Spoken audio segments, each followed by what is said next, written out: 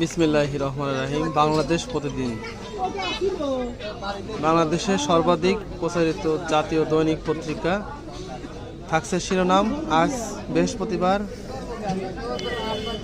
27 ফেব্রুয়ারি 2025।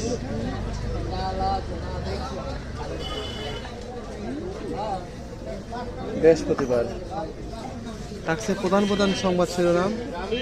জাতিসংঘ মহাসচিব আসছেন 13ই মার্চ, প্রধান উপদেষ্টার চিঠি এবং মার্কিন নাগরিকত্ব 60 কোটি টাকা পাবেন ঘোষণা দিয়েছেন ডোনাল্ড ট্রাম্প। এবং আগের মতো মামলা হলে আমাদেরকেও একই পরিণতি গ্রহণ করতে হবে বলেছেন। দুর্নীতি দমন কমিশন ও সাংবিধানিক প্রতিষ্ঠান পরিণত হতে হলে স্বাধীনতার মাত্রা বাড়বে বলে মন্তব্য করেছেন দুদক চেয়ারম্যান ডক্টর মোহাম্মদ আব্দুল মোমেন। এবং লুটপাটকারীদের শেয়ার বাজার থেকে বের করুন বলেছেন আমির খসরু মাহমুদ চৌধুরী, বিএনপি স্থায়ী কমিটির সদস্য। এবং রাজনীতির মাঠে বিপ্লবীরা দলের যাত্রা শুরু কাল 1.5 শতাধিক নেতা কমিটিতে এবং হট্টগোলের মধ্যে ছাত্র সংগঠনের আত্মপ্রকাশ। বহুমুখী আতঙ্কে প্রশাসন এবং ওএসডি বাধ্যতামূলক অবসর বাড়ছে। কেড়ে নেওয়া হয়েছে পুলিশের পদক এবং রাতের ভোটের সবাইকে শাস্তির আওতায়।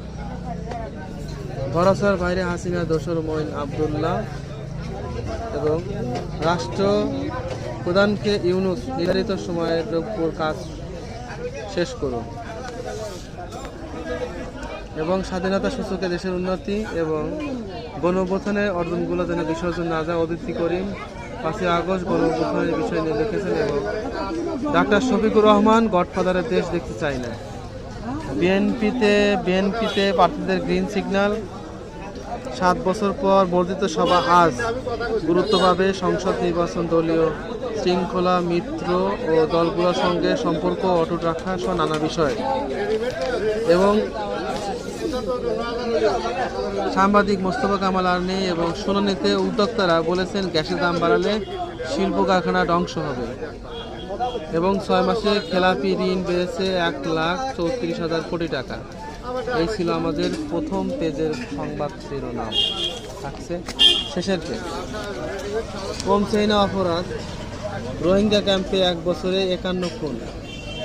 মেহেরপুর সীমান্তে রোহিঙ্গাদের 15 জন ভারতের পুশব্যাক।